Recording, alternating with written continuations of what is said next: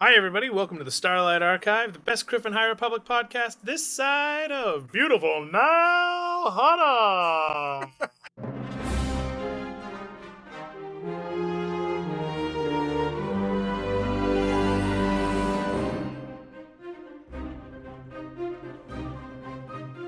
Today, we are joined by Kev of the Jedi Archive podcast. It's a great little podcast, about 10 to 20 minutes, nice and digestible. Goes through a bunch of planets, goes through a bunch of animals and creatures of the Star Wars world, and it's almost in universe, which is really, really cool. And he is on here to talk to us about High Republic Adventures issues 6 and 7. And welcome to the show, buddy. Yeah, man. Yeah.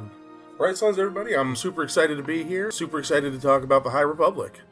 Yeah, it's really interesting and exciting that we're getting to start this off, because you're kind of one of our first stories in Wave 2, which we haven't been posting for a little bit, and now we're actually moving into Wave 2 of Phase 1. As we've said in all of our other episodes, the Wave 2 of Phase 1 is basically broken into 3 parts. The before the fair stuff, the fair stuff, and after the fair stuff. Yeah. And, Oh, yeah. You know, we circle it all around the fair, but this is very separate from the fair. Mm-hmm. In that it is the continuation of the Drengir plot from the first wave, which started in Into the Dark. Oh, yeah. I forget Into the Dark and call it Rising Storm all the time. So, before we begin, I guess we can just jump right into it, really. I mean, yeah. So, before we begin, the High Republic Adventures comics at the time were being released by IDW. They are collected, I believe, in a Dark Horse omnibus. Yeah, I think they just put that right out now. So for all of Phase 1, and that is available on Hoopla if you want to go pick that up. But we are talking about the books that specifically appear in the second trade of the High Republic Adventures. It's got a great picture of Ram Jamaram and Zine Marala and Lula Talasola on the front. And it takes place... it actually opens up... We should probably talk a little bit. It opens up, the trade does, with the annual, which takes place... Is it the annual or is it the free comic book day issue? Oh, you know what? It is the free comic book day okay, issue. that's what was confusing me earlier. I'm like, Okay. oh, the annual's later? Yeah, You're cool. right. The free comic book day issue takes place during the Republic Fair. Yeah. And it involves Lula Talasola and Zine Marala and Ram Jamaram. Which, in another issue, in the other episode, I think I said that Vern and Ram took on the Drengir going up to the tower, but that was Lula. Vern was on the ground. Oh, Vern was around. She's around, and she helps with the fog, and it still makes sense. They're all there. Anyway, you'll listen to that in the next episode. Yeah, that'll make sense later when we talk to Rachel. Yeah, but we're gonna skip past that episode and go straight into High Republic issue number 6. 6, Mission to Bilbosa. Bilbosa City being the capital city on Nalhada. Which is why I mentioned Nalhada in this side. Oh. In fact, if you've been listening to our episodes, you'll note that this side of almost always has to do with the episode. Yeah. Except for that one time we mentioned Bryndock because Acolyte was coming up. We were very excited. Yeah, that right. So because we love the Acolyte. We do love the Acolyte. So Kev is on here. His podcast is really informative about some planets that appear in the High Republic and some that appear in the main trilogy. I mean, non-trilogy, the Skywalker Saga. And other media and print media, etc.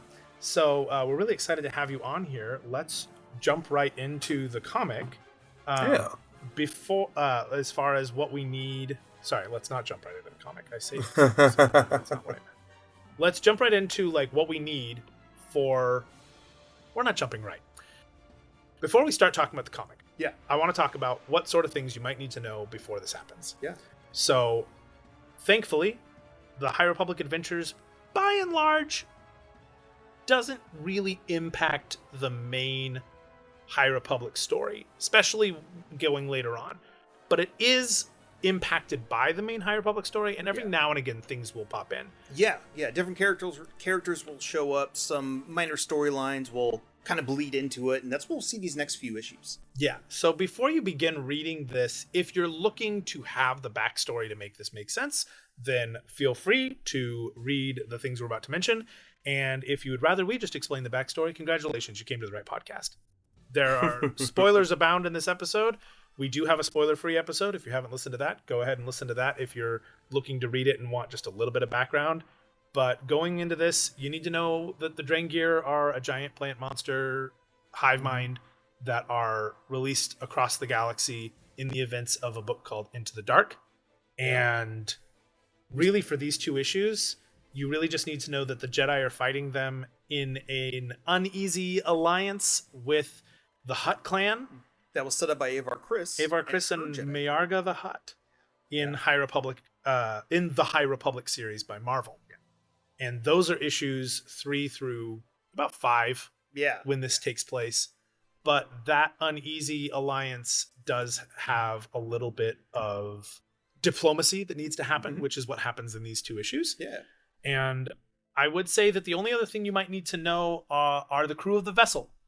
Yes. Who are not normally in High Republic Adventures and have just shown up here. Right. But we do see them in Into the Dark. We do see them in That's Into the where Dark, the the Drengir Drengir released. Yeah. Yeah. The crew of the vessel includes Affie Hollow, who is captain of the she's the captain of the vessel. And then their main pilot is a guy named Leox Jassy.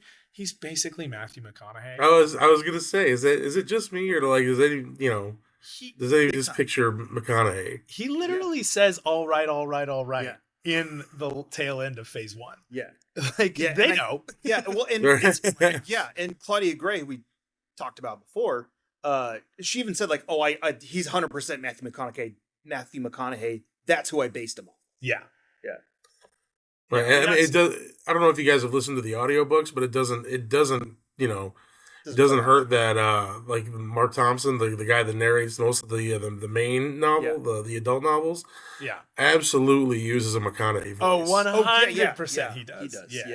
Yeah. He doesn't go all right when it finally does come up, but like you know he's like oh yeah. Yeah. For the old way a little bit.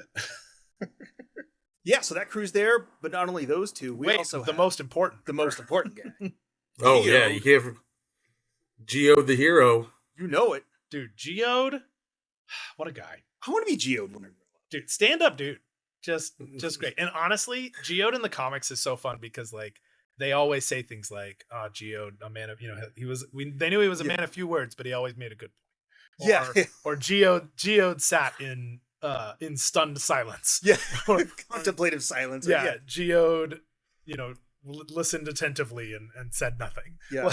Or like they're chilling in a bar, like there's Geode across the room flirting it up as usual. Yeah, but it's never like, on camera, as it were. And the comic here, really, these 2 issues take all of those fun little bits, no pun intended, and really just play it up. Oh, it's perfect. It's so great. So for those of you who aren't aware, Geode is a Ventian, which is basically a large slab of rock. Yeah, and he's sentient rock. He's sentient, but like we never see him speak on screen. We never see him move. He always just shows up places and is places. And sometimes. And there's some great moments of that in this particular comic. Other than that, I don't think you really need to read too much to be fully aware of who these guys are, except for the High Republic Adventures comics, in order to know who Farzala and Court are. Right. Lula, Talasola, and Zine are not on this mission with the crew of the vessel, but they call it the vessel for the record because they like to call things as it is. Yeah, and it's simple and it's elegant and it names, giving something a name gives it that power. The vessel is exactly that, a vessel. Yeah. So Court and Farzala are on their way to a meeting at Nal Hutta, and they are 2 Jedi in what I lovingly refer to as the Padawan Pals. They're a group of Padawans and younglings that were on a mission, like kind of like a field trip with Yoda at the very beginning of all this, and they rescued a young girl named Zine and ended up making enemies with a boy named Crix Camarat who joined the Nile. But the Nile aren't really a factor in this whole thing too much.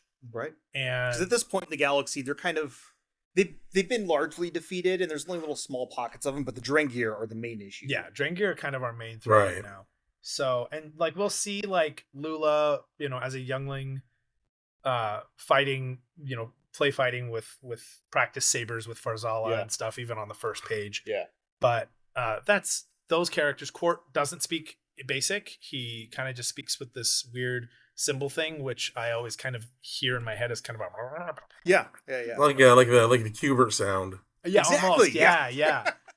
Yeah. And Farzala has some pretty impressive mutton chops. Yeah. And some cool markings on his head and a ponytail and nice little elf ears. And the two of them are honestly, they're my favorite characters in that whole group. But, me too. Yeah.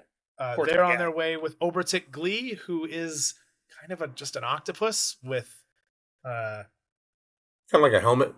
Yeah, like an octopus with like a mushroom style helmet. Yeah, he's got 3 eyes. He's got 3 eyes, but also kind of looks like he reminds me of a probe droid almost. Like a organic probe droid. Yeah. I feel like his face looks like Dick Van Dyke.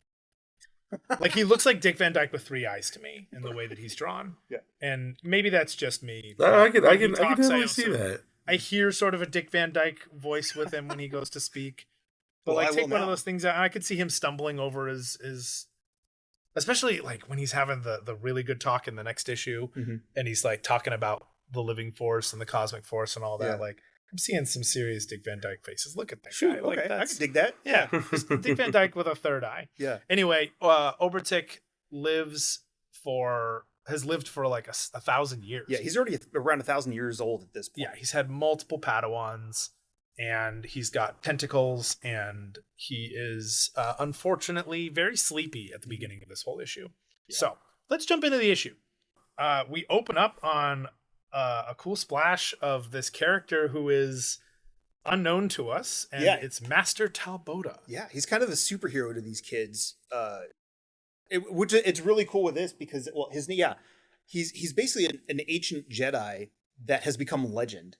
And so these Padawans grow up like idolizing his adventures from eons ago is what they said. So they watch these holo dramas of him with some actor who's out there doing this stuff, because it's not like they're watching archival footage. Right. Right. I mean, they're basically all just watching the episode of Tartakovsky's Clone Wars when Mace Windu just wrecks the droid army silently. They're just watching that episode. Yeah, basically.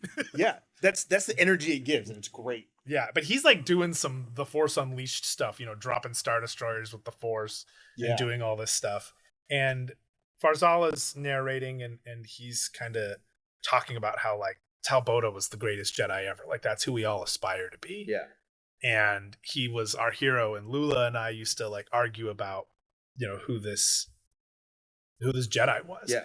And which one of us would grow up to be him? Yeah, sorry, not just who this Jedi was, but that.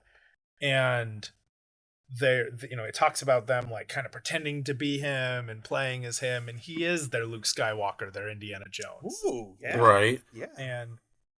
And he talks about how like I don't know if I can be that guy, because that guy wasn't afraid of anything.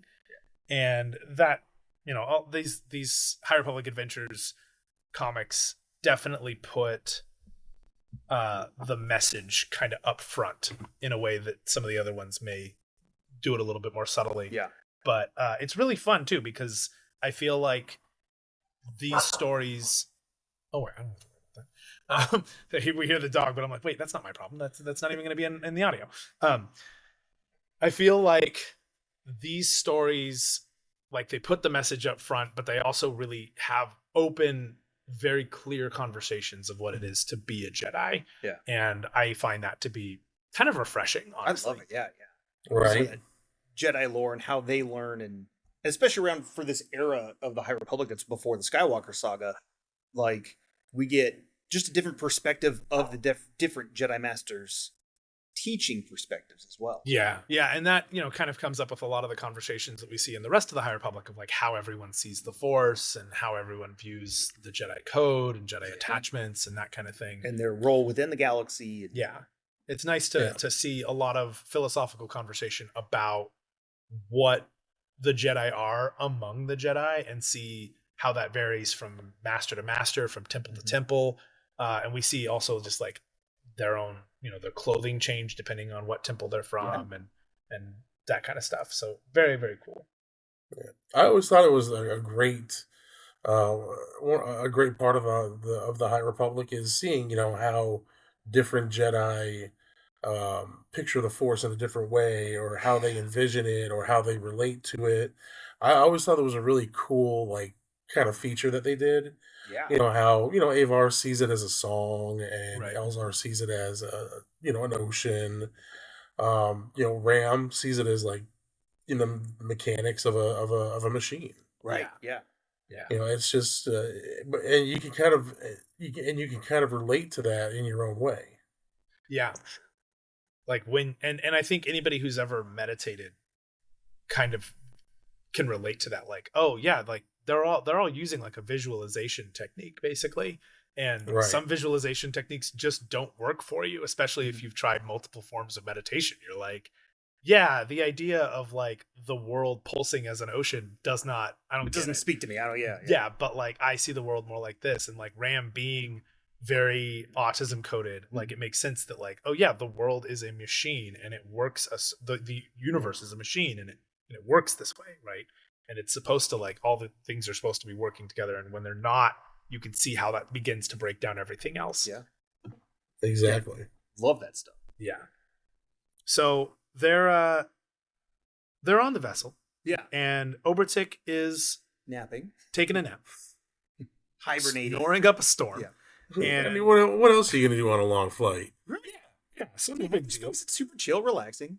Yeah. And Geode and Leox and Affy are taking them to Nal Hutta, and they're gonna have their little meeting with the Hutts to help foster this relationship that Avar Kriss is trying to keep going, because Avar has a working relationship with Mayarga, but the Jedi Order as a whole needs to make sure that the conditions of this alliance are clear outside of just what's happening on the battlefield. Like, we still need to keep our diplomatic negotiations and understanding of our terms good for the council and for the Hutts. And obviously, like, the Jedi Council cares about what the Jedi Council is gonna be doing, and needs to make sure that we're not using this as an opportunity for more slave trade or whatever other awful atrocities that the Hutts might do. And so that's where which is what they're known for. Yeah. Right. So that's where Obertik comes into play, and he's currently passed out. So they get to the planet, and they're like not going to land, and told, hey, let's not bring the ship down. Yeah, it's like, there's a lot of construction going on down here. Just float, and we'll come pick you up on a couple of skiffs. Yeah, so they come up on their skiffs because, Hutts love skiffs. Yeah. They love because their Return of the Jedi told us. Yeah. They love sail barge. And they are like, okay, Obertik, it's time to wake up. And he won't wake up. Yeah. And it turns out that his species, which is Parwans, even when they're away from their planet, will hibernate during the seasonal shifts. And sometimes those seasons last for centuries. So when this happens, can come out of nowhere. Yeah. And even though he's far away from his planet, his seasonal shift is clearly happening. He's got some sort of attunement with it. Circadian rhythm, and Yep. And he's just like, no, man, I'm tired. I got 4 gallons of melatonin in my little squid head right now. So good night. So he's out like a light, and Farzala, being the steadfast Padawan that he is, he's like, I'll handle it. I guess I will handle it. Right. And he has a great moment where he's like, I mean, I'll just take his place. I have to. My Huttese is pretty decent. I'm charming. And Affy goes, and humble. Yeah. And so Leox is like, all right, I'll go with the kid. We'll leave Court in his little Cubert voice. I love the Cubert analogy. That's perfect. Yeah. Court in his Cubert voice up here with the squid. Affy and Geode, you can kind of hang out in the air. We'll be back. And so we go down, and they meet the envoy, and it's a what is he? He looks to be the Ishnar. Yeah. Ishnar. He looks to be a. Turns out it's a she that we learn next, or in the next arc. Oh yeah. Might be. Yeah. So we meet Ishnar, who almost looks like a Weequay. Yeah, a little bit. Yeah, a little Weequay-ish. The head of security for the Hutt gang there, making sure that they don't have any weapons, or she actually takes Farzala's lightsaber and Leox's blaster for safety reasons. Well, yeah. I mean, don't want to, mistakenly set them off or anything. Right. Exactly. Yeah. So it actually looks like she is a version of Nikto. Oh, that's what it is. That's it. Klaatu Barada Nikto are the words of the alien in The Day the Earth Stood Still that says, like, hey, it's all clear. Huh. And they show up in other media as, like, kind of a nod to The Day the Earth Stood Still as a film. And George Lucas is a film buff. Yep. So Klaatu and Barada are two of the guards in Jabba's palace. Mm-hmm. And that's where Klatooinian and Nikto come from. That's awesome. Yeah. So I was like, I know it's those words, but I couldn't remember what it was. Yeah. She appears to be a Nikto. Yeah. Yeah. So as this is going on, the vessel starts flying off, and Affy's like, well, I'm here with these guys. I might as well strike up a conversation. And she tries to talk to Court, and Court just looks at her. Yeah, Court's like, she's like, so you wear that skull all the time, or? And Court, for those of you who've never actually read the comic, like Court has a giant skull of this crab thing, which we don't know quite yet what it is, but he has this skull over his head, and it's just sort of this mask. Yeah, and she's like, so what's up with the skull? And Court's just stares. Yeah, awkwardly stares, and she's like, well, I'll be in the cockpit if you need anything. Yeah. And then him and Geode after that, they have this in-depth conversation with Geode.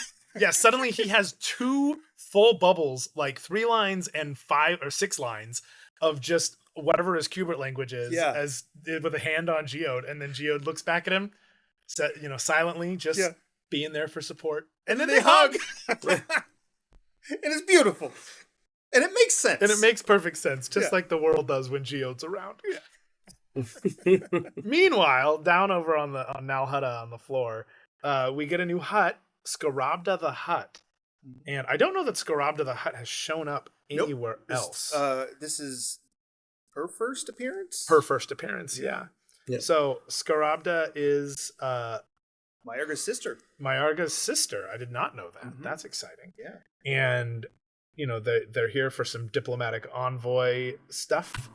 And they want to have a lasting peace, but also Scarabda's also notes like, hey, greetings, Republic envoy and my old friend Leox. Yeah. Because, sometimes Leox's vessel shenanigans. They take some jobs.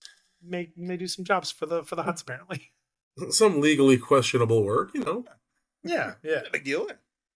So they're having their conversation as best they can, and then suddenly just before this page we do hear like a click and a thunk and a what is that, but we don't know what it is, and then suddenly there is an explosion coming out of the sky, and the vessel is firing upon Nal Hutta.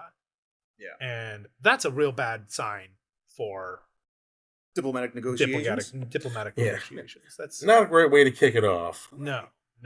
And then we have a quick galactic data file, which is one of the best parts about the High Republic Adventures, is they'll throw in these little things to be like, hey, just in case you need some awareness of how this whole thing is working. And honestly, these data files, I love them.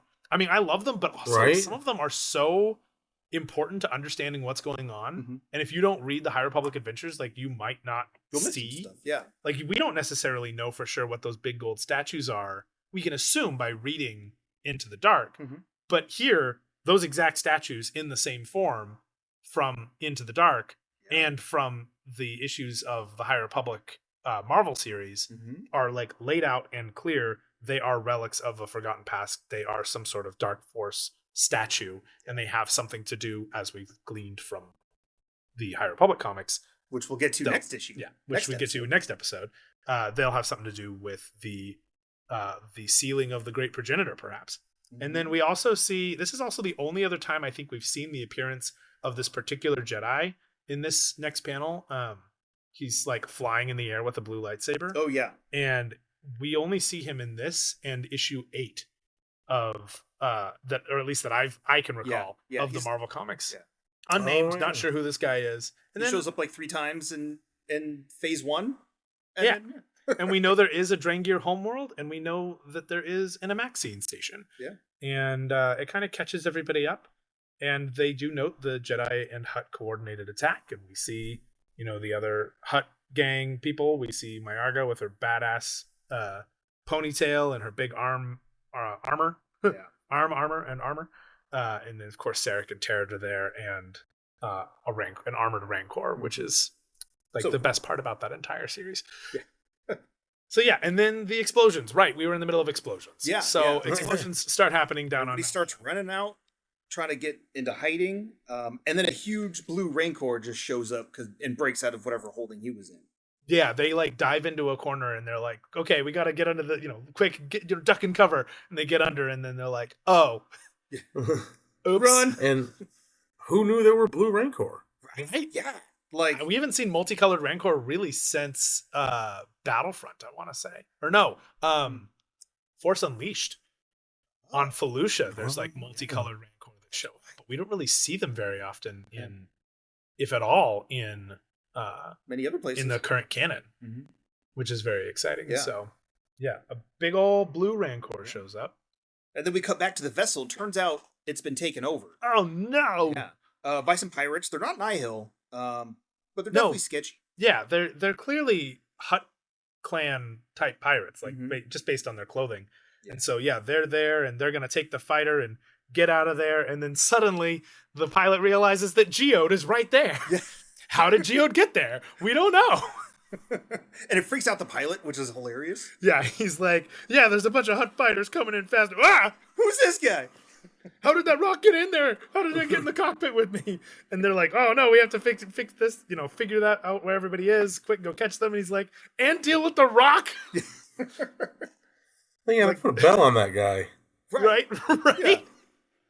Yeah, he's like, get back in there and get back in the pilot seat. And he's like, not with that evil rock in there.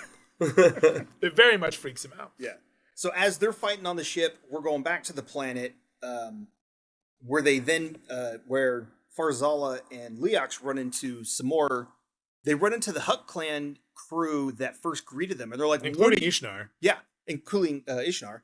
And they're like, what are you doing? And he's like, hey, we don't know why the vessel's firing, but that's not us. Yeah. Something sketchy is happening. And turns out that really doesn't matter, because as much as they want to jump out the window, because they chase him down. They're like, when they jump out the window, they realize the Drengir are on Nalhada. Yeah. That's a bad plot. That's not good. Problem. Which explains, and they say so, why they didn't want anybody landing on the planet, because then they would know, and they wanted to. I don't think Skarapna fully had faith that the Jedi would help with this, and it's a bad look because it puts them in a sign of weakness. I mean, this isn't necessarily explicitly said, but knowing what we know about Hutts, the Hutts are not going to be like, "Hey, Jedi, greatest. Come here and help us." Yeah, right. They don't have that sort of humility. They're going to be like, "No, we want to basically get them in our good graces, and then we can be like, oh, how'd this happen? Since you're here, you want to help us out?" Because they don't want to owe anything to the Jedi. Yeah. It puts them in a bad side of the treaty when, hey, your planets are fine and you're helping us. Now we need you to help our home planet because it's been overrun by Drengir. Yeah. And Farzala? Yeah. And then Farzala actually ends up saving Ishnar because with all this ruckus going on, she almost falls out of the window. Yeah. Right. And so Farzala saves her, and she's like, you saved me even though I've been trying to catch you. And he's like, that's what the Jedi do. Yep, that's the Jedi way. So they're like, cool, well, because you're a cool guy, I'm not going to feed you to the Rancor yet, but you're going to prison. Yeah, we'll just lock you up. Wah, wah. Meanwhile, up on the art, it looks like the artist changed for a hot second. I don't think it did, but there's a definite shift in the art, the way Affy is drawn and all that, but it's only for that one page. Oh yeah, art by we didn't get into this earlier. So it's written by Daniel Jose Older, and the art's by Harvey Tolabau, who's been writing the last few issues. But also doing the art for the last few issues. Yes, sorry. And then so Harvey's on this issue, and so is Pau Rodriguez. Oh, so he took over for a couple of panels then. Yeah, okay. Which pretty common in the comics. Yeah, that makes sense. So anyway, it turns out, we find out in that last page or so, that the other saboteurs up on the vessel who've taken over the ship and snuck on when the skiff came were part of Jabba's crew. Yeah. And which tells us that Jabba is alive at this time. And Yeah. up until then, they might mention him in like Light of the Jedi or something like that. This may be the first mention of him in the High Republic. Yeah, I think this might be the first mention of and that we kind of realize like, oh, Hutts are old. Hutts are old. They can live for. Oh yeah. Yeah. Also, no honor among Hutts, I guess. No, Yeah. right? Jeez. Yeah. So the Hutts are clearly trying to sabotage this deal. Maybe because they don't want to rely on the Jedi. Maybe it's a principles thing. Maybe the Jedi and the Hutt alliance is bad for business because it's going to limit what the Hutts can do. Yeah. Maybe he wants Scarabna to be reliant on Jabba. Yeah. Maybe we'll find out next issue. Mm-hmm. But also, as these last few pages are going on, we get a little kind of thought bubble from Farzala. Yeah. Coming back from the earlier thought bubbles of himself and how he grew up and his thoughts and philosophies, and he's having doubts about himself. Yeah. And his ability to be Talbota. Yeah. And that he always felt stronger with everybody else and who he needs to look up to. And so that's kind of where it leaves him. He's in his cage and he's thinking about all these things that have happened that he can't help. Right. He thinks he may not be strong enough. But he does say, like, it always seemed so exciting to be off on your own, fighting evil enemies. They don't tell you, of course, bringing justice to the galaxy. They don't tell you, of course, that all being out there on your own really means is that you're alone. Yeah. Right. You know? And he talks about, like, oh, being out there alone up against the galaxy. But, like, I think this is kind of that point when he realizes, like, oh, Talbota is alone out against the galaxy. Mm-hmm. That's not a great place to be. And I think he kind of takes for granted that the people around him will always be there. And that's a really... Definitely hits him in his cage. Yeah. Yeah. When he's caged up and floating in there, like...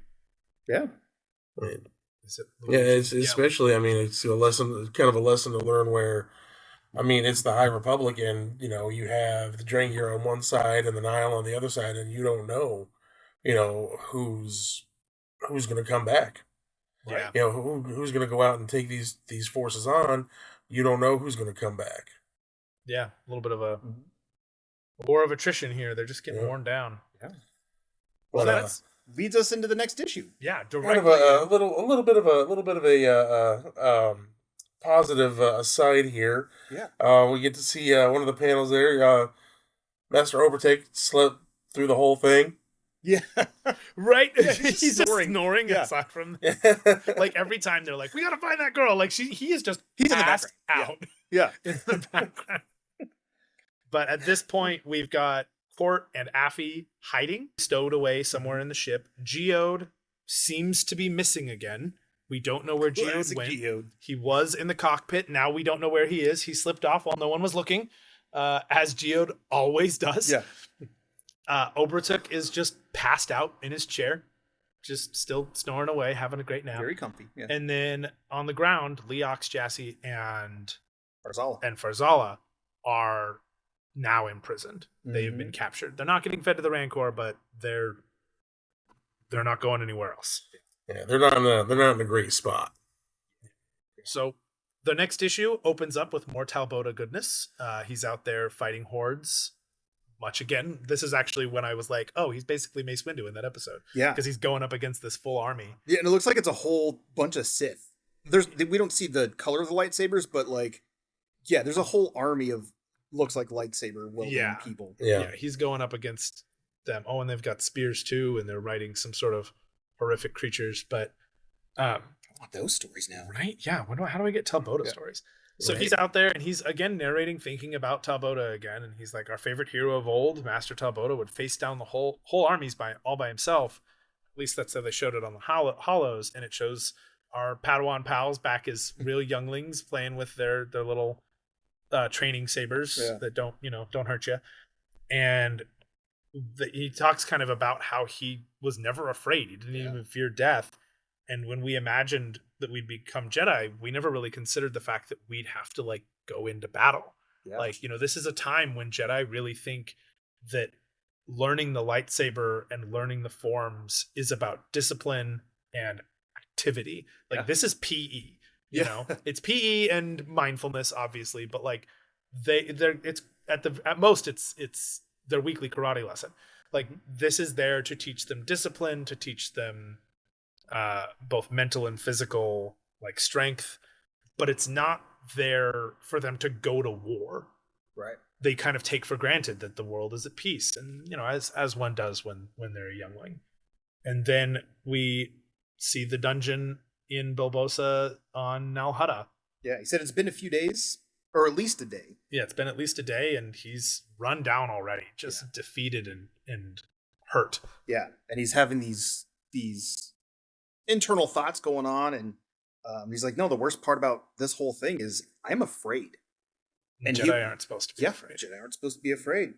And he thinks about all the Jedi in the last few issues and books. I mean, clear back to Light of the Jedi, because Jorah Malli's in there. Yeah. He talks about, you know, there's so many Jedi that have gone missing or that have been killed. Oh, and that he's learned under a lot of them that he misses them, which is another kind of non-Jedi thing. He does. He's got the 4 Jedi kind of floating around him in that scene too, where he's like really thinking about all these who've died, and he's got Master Jorah Malli, who died at the Battle of Kur, and Loden Greatstorm, who at this point everyone kind of is pretty sure he's dead. Yeah. He got captured in Light of the Jedi. Yoda, who has been missing since the first arc of the High Republic Adventures.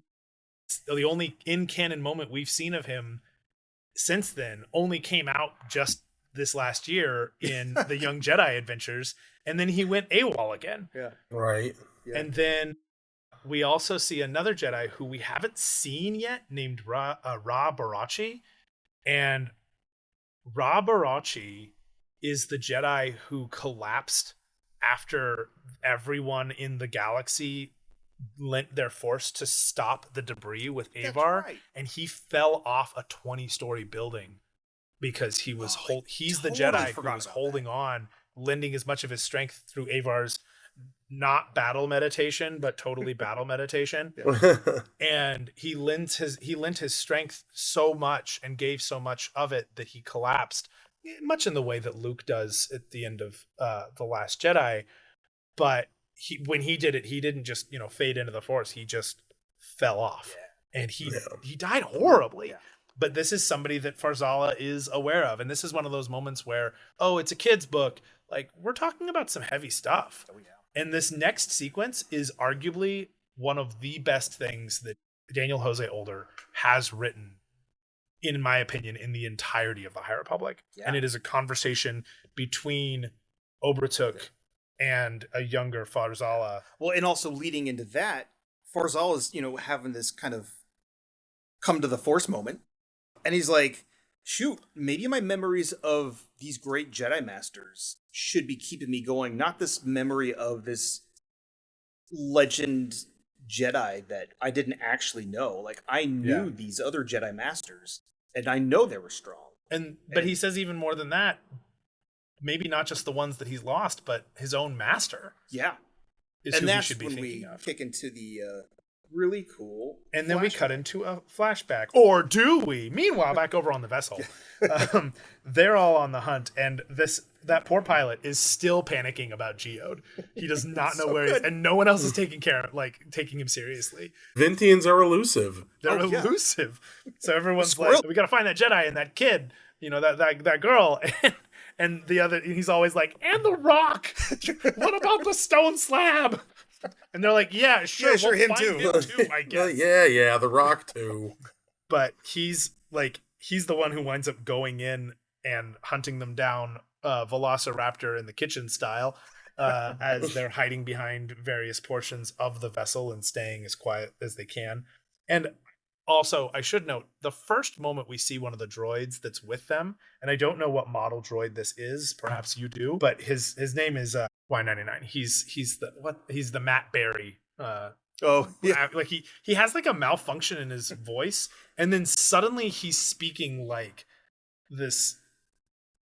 I don't know, like he's speaking like he's being written by a Victorian novel. Like everything is overly verbose, and very over the top. They're like, yeah, we gotta find that weird little Jedi and the girl, and the rock. Don't forget about the rock. And then the droid's like, 'tis indeed a thrilling escapade amongst the infinite stars, with villains to be dispatched and planets to save.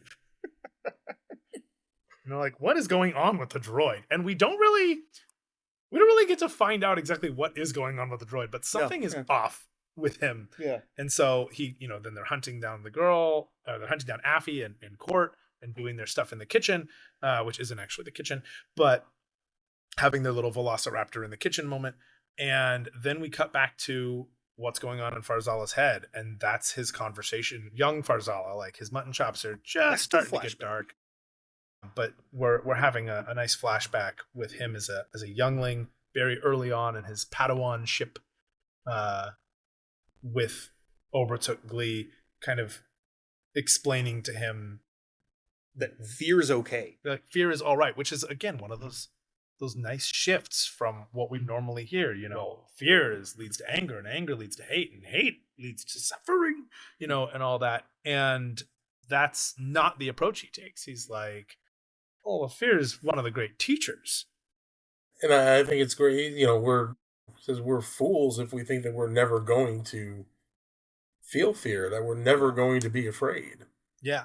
And it kind of lends itself to the criticism of the Jedi we saw in The Acolyte, where he's like, you're trying to control something that can't be controlled. Mm-hmm. She's like, listen, nobody's controlling the Force. And he's like, no, I'm talking about emotions. Yeah. Like, you guys all act like you don't have emotions. And that's not true. I mean, maybe with Vern, especially in that series. But, like, it's this idea that we can just, like, ignore emotions or not love people is something that's really challenged during the High Republic. Yeah. And Obertuk is... And I really like that too, because I mean it's like that's the thing is you can have these feelings, you can have, I mean, dare I say even these attachments, you just can't put them above the Force. Yeah. Sure. It's, and I think that's why, I mean, personally, like one of my, and I kind of getting off topic here, but one of my favorite Jedi is Kanan Jarrus. Oh, yeah. Because, I mean, he's a prime example. He has those attachments. He has this family. But when it comes time to do what the Force wills, calls him to do, he's able to set that aside. Yeah. I mean, it probably helps that, the fact that the Force is calling him to save his family. Right. Right. But he still handles business. Exactly. He puts aside his own personal... fears and attachments and things like that, and is able to sacrifice himself and then to do the Force's will. Too. Yeah, while he's doing that. And he has that argument at the end of season 3 with the Bendu. The Bendu's like, I'm not attached to anything. Yeah. I am the light and the dark, whatever. I'm the one in the middle. And he's like, you're letting the dark side win because you're so busy being unattached to anything that you're not seeing the forest for the trees. Exactly. Or for the weirdly oversized kind of mushroom looking things in the case of that planet. But like that understanding of the Force that is away from the dogma of the Jedi Order, I think is the same. We're obviously, we're not going to spoil what's going on with the Jedi in phase 3 or the end of phase 1. But there comes a point in the High Republic where the Jedi Order kind of consolidates and shrinks down and creates a bit of an echo chamber of what the Force is and how it should work. And we see the repercussions of that in the Skywalker saga. Yeah. And how when you have everyone in the same room and everyone has to answer to the same group, and there's not a level of independence for how Padawans might get taught, etc. Which comes into play with Qui-Gon quite a bit while he's teaching Obi-Wan. Yeah. You wind up with a lot of dogmatism, I think, that comes up with that. And I think this is kind of true amongst just any sort of faith. It does speak, I think, to sort of how dogmatism can start to overrun an ideology. And I think the High Republic thrives, and this is the height of the Jedi, because it gets to be interpreted in all these ways as long as the fundamentals of the Force are followed. Yeah. And Orla Jareni sees this and has these conversations with Stellan going, the council is not infallible. They are not who I serve. I serve the Force. The Force. I serve the tenets of like the light, we are here for light and life, not for Jedi Order and making sure we're okay. And the Republic. Yeah. And, or worse, the Republic. Right. Yeah, I've kind of always contended that Qui-Gon Jinn would have been a way seeker. Oh, 100%. Yeah. And Dooku and Sifo Dyas, like if it weren't for Sifo Dyas's crippling visions, I think Sifo Dyas also would have been someone who could have just gone on his own and followed the Force. The two of them both, especially, almost like they would have been really good together as way seekers had the Jedi Order allowed for that sort of thing. I think the buddy cop way seeker movie. I love Sifo Dyas so much. It's really interesting to me. Like I want to see how does this. I think we'll kind of see that the beginnings of it, but how does this order who embraces all of these different views, embraces their own, everyone has their own way of viewing the Force, allowing way seekers to go out and kind of just follow their own calling. How does it become what we see in the prequels? Yeah. Right? Yeah. And even in Tales of the Jedi, I just watched that episode with Dooku and Mace Windu. Right. Where Mace Windu followed orders and Dooku went off book. Mm-hmm. And when Dooku went off book, it cost him his seat on the council originally. Yeah. And eventually he gets on the council. We see that in Jedi Lost. Mm-hmm. But Dooku is clearly snubbed by the council for not doing what the council wants. Right. And that's not something, disobeying the council, even when Qui-Gon does it a little bit in Master and Apprentice, they're like, yeah, we get it.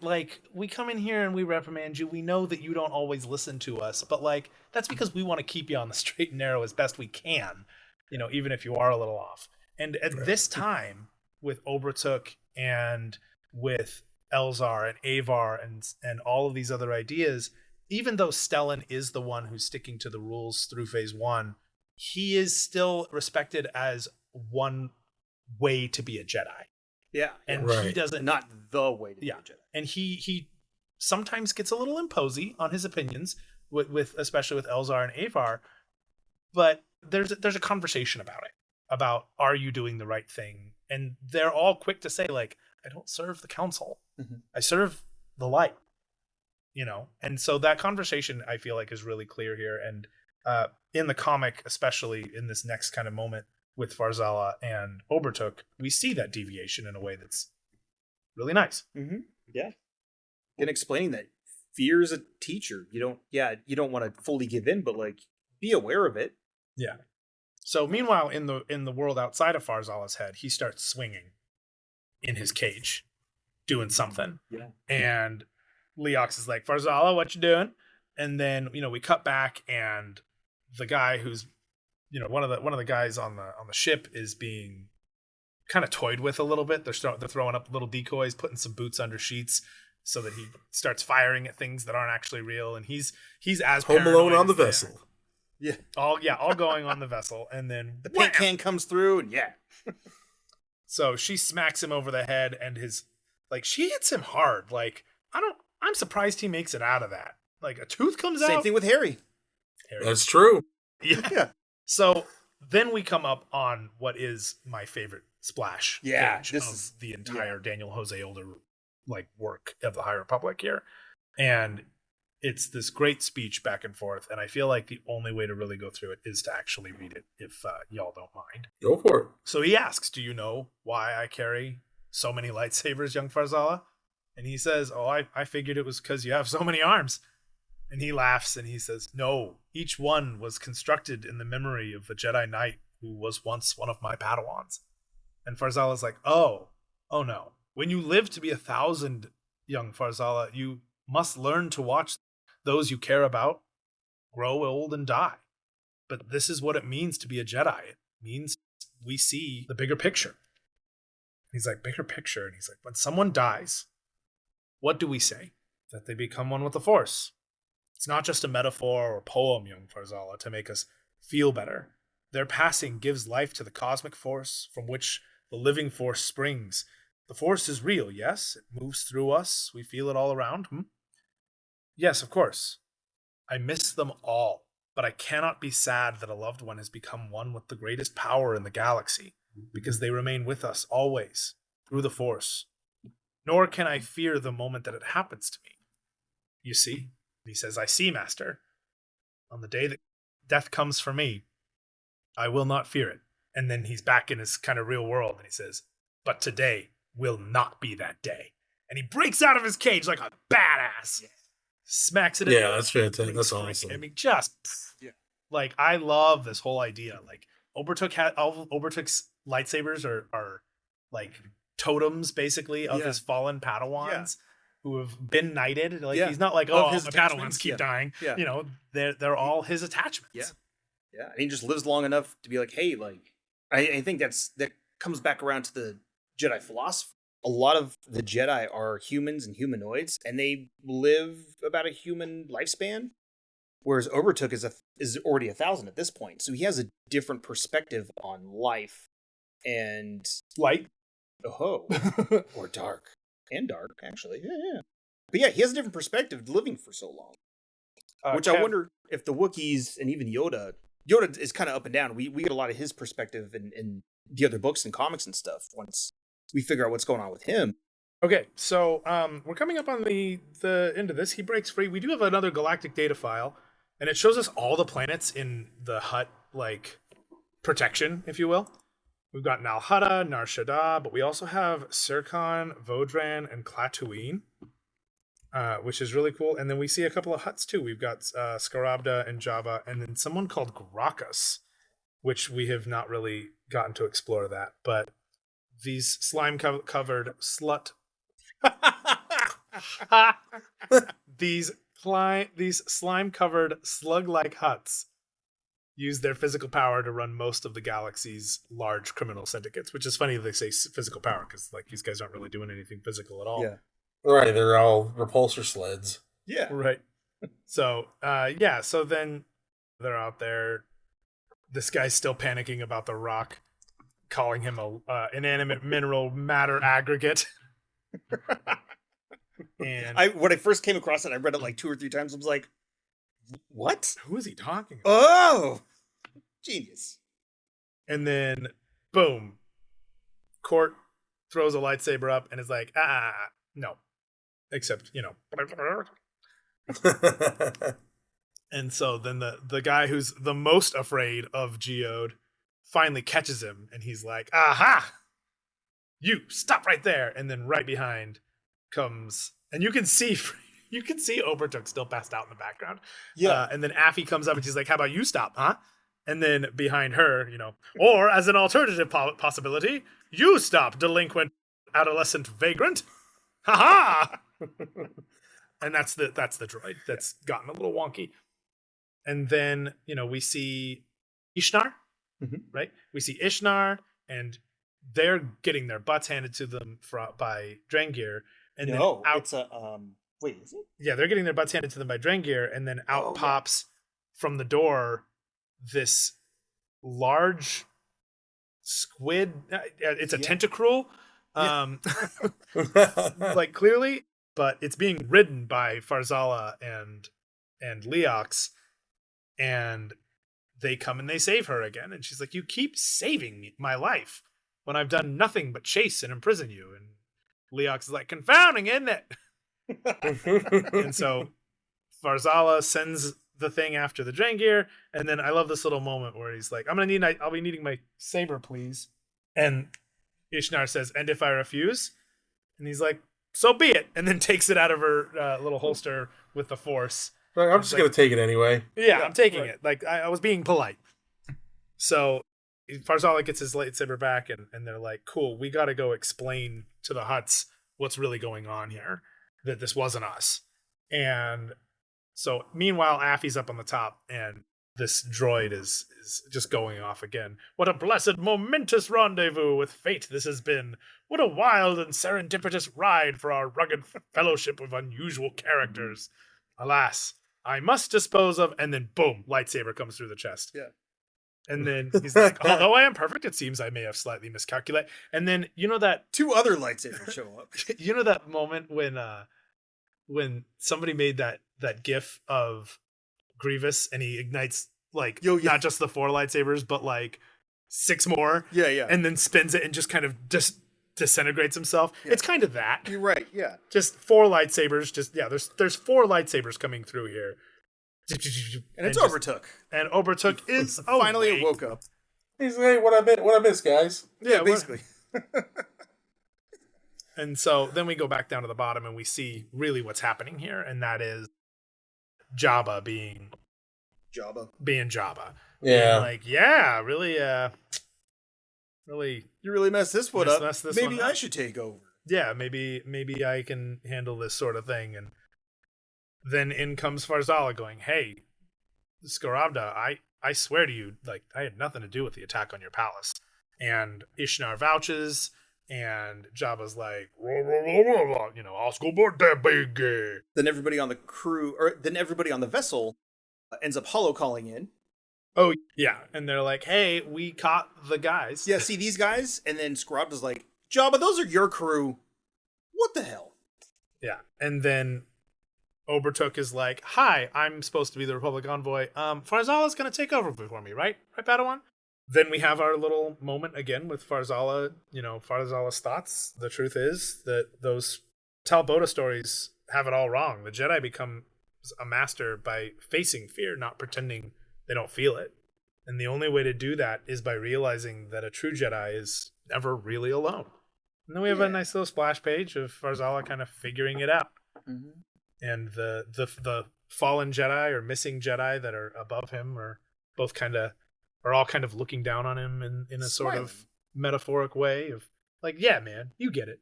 You get it. Yeah. But they also mention like, we'll take care of the Drengir infestation with you guys, and we'll continue this alliance a little bit longer. Yeah. And then whenever you need help, you just ask us, because we're Jedi. And that's right, as opposed to, just hiding it and be like, oh, how'd they get there? Right, yeah. Yeah. How did that happen? So as an aside there, that exchange between Farzala and Obertik in his mind, you could really, really see the Dick Van Dyke comparisons there. Oh yeah. I was like, oh yeah, okay. Yeah, I see it. Yeah. It was those images when I started going, oh, I hear, like, that's Dick Van Dyke's face. Like, oh yeah, of course.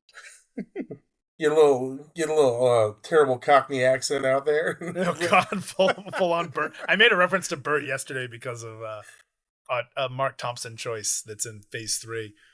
But that's funny that Bert has come up twice now. Yeah, in 2 days. Yeah. But anyway, so that's issues 6 and 7 of High Republic Adventures. The next set of issues will take place after the fair, when we've officially been introduced Adventures issues. Yes, the next set of Adventures issues will take place after the fair, when Ram Jamaram has officially kind of joined up with the team, and they have to figure out whether Ram Jamaram's going to come with them or not. Yeah. But we can actually catch up a lot with this team in Race to Crash Point Tower. Yeah, a lot of what this team goes through winds up being in Race to Crash Point Tower. Yeah, I was reading through it because I got the omnibus. Nice. Like the attack on the fair is like, oh, okay, it's just kind of covering what's happening in, Race to Crash Point Tower and the Rising Storm. Right. Yeah, and Daniel Jose Older's books especially will have carryover with what's happening in High Republic Adventures. Sometimes full scenes getting repeated, if not fleshed out within the novelization. Yeah. You might have seen. And we'll see that really heavily in Midnight Horizon. Which is the one of the final books of Phase 1. So this actually concludes the issues 6 and 7. The next chronological story that comes up in the High Republic is actually still, I guess it's technically the beginning of the Rising Storm, because that's all lead up. That's the attack on. That's kind of when the Nihil start. Yeah, the attack on Valo. Oh yeah, before the attack on Valo, the attack on the Cyclor shipyards. Oh, that's right. And that's with Zettifar from online. And then we'll also have concurrent with that same storyline, we have Rachel of Jakku for issues 6 and 7 of the High Republic mainline series from Marvel. And yeah, that's about it. Was there anything else within these 2 issues that you wanted to talk about, Kev, before we close this up? No, I think we covered it pretty well. I mean, ton of great points, and no, it was a great couple of issues, and I think we kind of covered all we wanted to cover. Yeah. How'd you like this arc? I really enjoyed it. You know, I I had to go back and reread it because it's been a while. Like these days I kind of consume the High Republic releases as they come out. Yeah, same. So I come back and I was like, oh, it's like it was nice to see, kind of Zine and Lula, kind of where they start off and kind of after kind of seeing where they are now. Yeah. So it was really nice. It was refreshing. It was a nice kind of nostalgic kind of walk back. Mm-hmm. Yeah, and it's nice because there's always everything's all interconnected. So you always end up catching little things. You're like, oh, that's where that came from, or right, that's where that person is. And yeah. So I always love to see more of the vessel crew. Oh yeah, always. Yeah. Yes, the vessel crew are some of my favorite non-Jedi in the entire High Republic era. Mm-hmm. Yeah. Oh, absolutely. Well, that wraps it up for this particular set of issues. So we'll see Kev again for the latter half of the post-fair stuff, which we're really excited about. And we hope that you'll join us for that as well. Make sure you find all of us online. Listen to Kevin's podcast. Kev, give us your social medias and all the places where we can hear your podcast. All right. Again, the podcast is the Jedi Archive. New episodes drop every Wednesday. You can get that on Spotify, Apple Podcasts, Amazon, and Pandora. Let's see. You can find me on social media. You can find me on Instagram as it's going to be archive_master_Kev. I'm sure if you look it up, you'll be able to find it. You can also find me on Threads. You can find me on TikTok. It's all going to be under the same kind of theme there as Archive Master Kev. Yeah, it's just check it out, and I really excited to see where we go from here. The brand new droid feature, and again, we've got a lot of big stuff coming up. The High Republic is actually ending. Yeah. Well, the main story is ending next week. Right. Yeah, at the time of recording this, we are just 4 days away from Trials of the Jedi coming out. And the last issue of the comic is... I think we have, at this point, there's Trials of the Jedi, we have 2 Adventures issues left, and then 1 finale of the mainline issues. Yeah. Yeah, so we're closing in very quick right now. So for those of you who are just starting and joining up with the High Republic and getting on Team High Republic, we're really glad you did. And for those of you who are just following along because now you've gone through the whole High Republic and want to just be nostalgic and listen to us talk about it, we appreciate you there too. And if you've got any other interest in Star Wars and you want like a little mini deep dive every week, go listen to the Jedi Archive because there's a lot of really great information there. A lot of good research comes through. Of course, you can find our podcast, the Starlight Archive podcast, anywhere podcasts are sold. You've got it. We're on iHeartRadio and Spotify and all that stuff. And then, of course, you can find us on Instagram. Typically, if you're talking to us on Instagram, you're probably talking to Brian. And if you're talking to us on Threads, you're probably talking to me. Yeah. But we would love to have you on there, join the conversation. And, of course, you can always join the Sneaky Geek Discord, which covers both the Starlight Archive and Sneaky Geek. So that about wraps it up for these 2 issues and this little arc of what was going on with Padawan Pals as far as the Drengir saga. And in the words of Court... The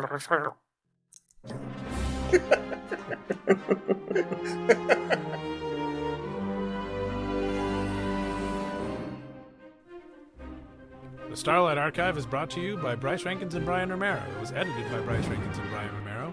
Bryce Rankins designed the logo. Brian Romero did most of the research. It's produced by Bryce Rankins and Brian Romero, and basically it's just us. The Starlight Archive is brought to you by Sneaky Geek Media 2024. All rights reserved.